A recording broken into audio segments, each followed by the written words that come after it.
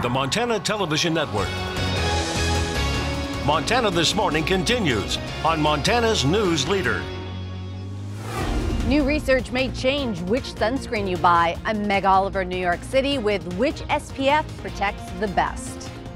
One of Bozeman's premier bed and breakfasts is shutting its doors. I'm Medeiros Babb, and coming up, I'll let you know how the owners are saying goodbye.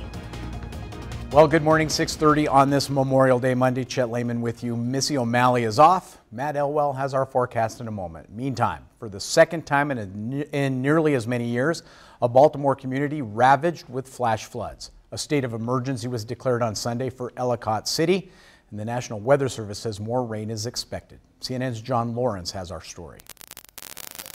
A deluge of brown water devours Ellicott City, Maryland, overtaking vehicles like they were toy cars and destroying the area. There were trees sticking out everywhere and cars standing up straight, totally upright everywhere. Buildings wiped out, windows gone, inventory from the stores everywhere, just all wiped out. Ellicott City is about 12 miles west of Baltimore in the valley of the Patapsco River. On Sunday, the river rose nearly 18 feet within 2 hours, reaching a record high of just over 24 feet. I actually know a lot of people that work down here, and a lot of them were trapped on like the second and third story floors because they couldn't get out. Local officials say this situation rivals a 2016 flooding that killed 2 people and left the area severely damaged. It's just devastating because people have their lives tied up in this and went through a heck of a lot and came back, and now they're starting all over again, and it's pretty devastating. Rescue crews are on the scene, and residents of the downtown area were urged to evacuate. Howard County Executive Alan Kittleman says resources will be available for people who want to rebuild once the flooding ends. I'm John Lawrence reporting. Fortunately, no fatalities have been reported thus far, but massive amounts of rain in such a short period of time. Amazing. Again, we had talked about it earlier. Part of that is there's no place for that water to go in the city. We've been adding concrete for decades, and now where's that water go? It doesn't sink into the ground. It runs through the middle of Main Street. Yeah, when you're talking about 6 inches of rain in a 2-3 hour period of time, you just can't handle really that. Difficult. Luckily, we have some rivers that are able to handle a lot of that water, but we're still seeing those numbers go up. A lot of warnings across a good portion of western and central Montana, including western Montana as well. We'll be watching those. We'll talk more about the numbers along with our rivers for the area. Temperatures into the 40s and 50s this morning. We're starting out with a little bit of cloud cover. We're going to see some sunshine early, but we'll be watching the clouds thicken up as you head later into the day. Good chance that we could see a few afternoon thunder showers picking up for the Bozeman area as well as Butte, but I don't think it's a washout for your Memorial Day holiday. We'll, of course, talk more in depth about your forecast in just a few minutes. Thank you, Matt. 6:33 on this Memorial Day. One of Bozeman's oldest bed and breakfasts closing its doors. MTN's Medeiros Babb tells us why the owner had to shut down.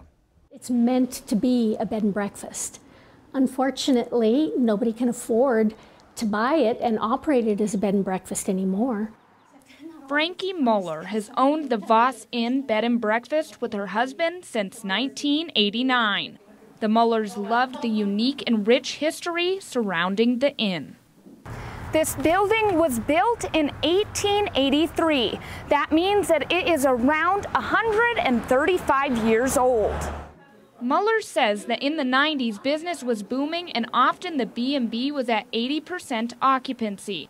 She says this year business has been the slowest it has ever been. Now it's pathetic. Airbnb has really cut a chunk out of our market. She says it is no longer possible to make a profit, forcing her and her husband to sell the building and everything inside. Paulette Pittman lived down a couple of blocks from the B&B when she was a kid. She bought a mirror from the Voss Inn to take home.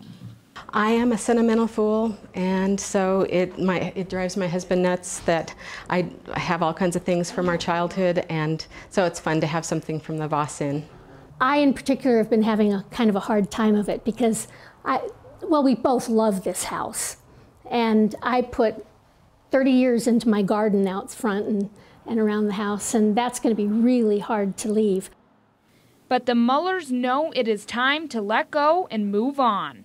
They say the next owner plans on using the building for a business. In Bozeman, Medeiros Babb, MTN News. Now, Medeiros tells us the Mullers are set to close the sale of the inn on June 15th. There will be a silent auction of everything in the B&B later today. Shifting gears a bit, for years there has been debate about whether using sunscreen over SPF 50 really makes a difference. Now a new study suggests you may want to go higher for better protection. CBS's Meg Oliver has more.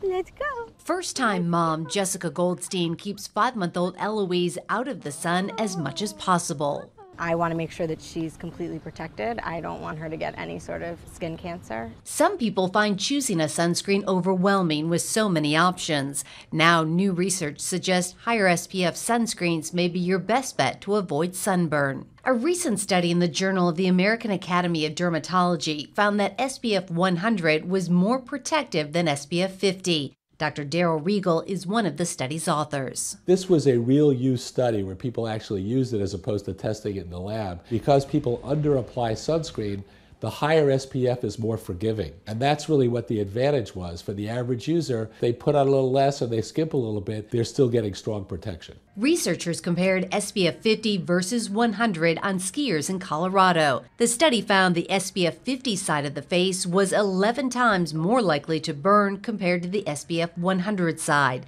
Dr. Regal advises choosing a sunscreen that's at least SPF 30 or higher. You want to look for the words broad spectrum, because that means it protects ultraviolet A and ultraviolet B waves. You want something that's water resistant 80 minutes. That's the maximum of protection. Although Jessica chooses shade over sun. As I got older and started really understanding what could happen, I realized that I need to be putting on sunscreen. She now plans to reach for the highest SPF available under the sun. Meg Oliver, CBS News, New York. Meg tells us that study was funded by Johnson & Johnson Consumer Incorporated.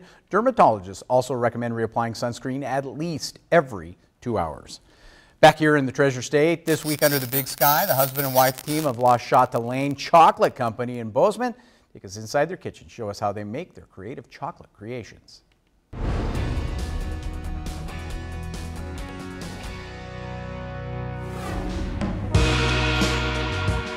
Ganache is simply an emulsification of cream, chocolate, and butter. That's all it is. But you have to bring it together again at the right temperature for it to have that toothsome quality. Like when you bite into the chocolate, you want to see your teeth marks. Some flavors will conflict with chocolate. The big thing is to find the right chocolate. % of the cocoa in the chocolate. Most of our chocolate that we use in our ganache are 70 to 74%. But we have some that we use a 61%, for example, because it's just chocolate is too strong and it competes too much with the flavor. So we have to tone it down. There'll be some chocolate that you take both in your mouth and you want to spit out instantly. It's so disgusting. And then after that, a handful of tries. The one that, you know, it worked. It was just pairing perfect. We are very picky on the manufacturers we use of chocolate.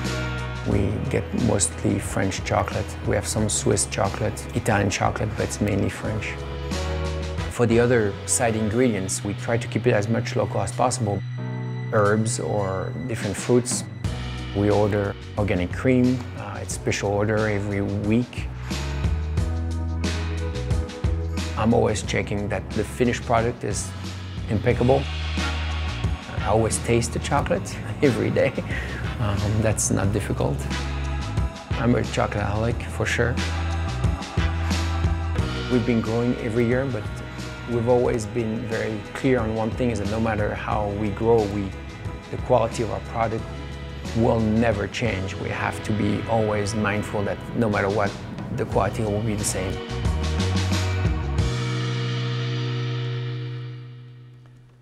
Quality chocolates from right here in Southwest Montana. Next week, Under the Big Sky returns to Havre, where Enel sports bras have transformed the lives of their customers. We're going to take a quick break here on Montana This Morning. When we come back, we travel with a resident of the lava zone in Hawaii as he returns to his home and the stark reality of life in the Leilani Estates community today. But first, here's what's coming up at 7 on CBS This Morning. Ahead on CBS This Morning, we're in Maryland with damage from flash flooding and along the Gulf Coast where people are evacuating ahead of the first named storm of the season. And we'll find out what it takes to capture the stunning images of the Hawaiian volcano. We'll see you at 7.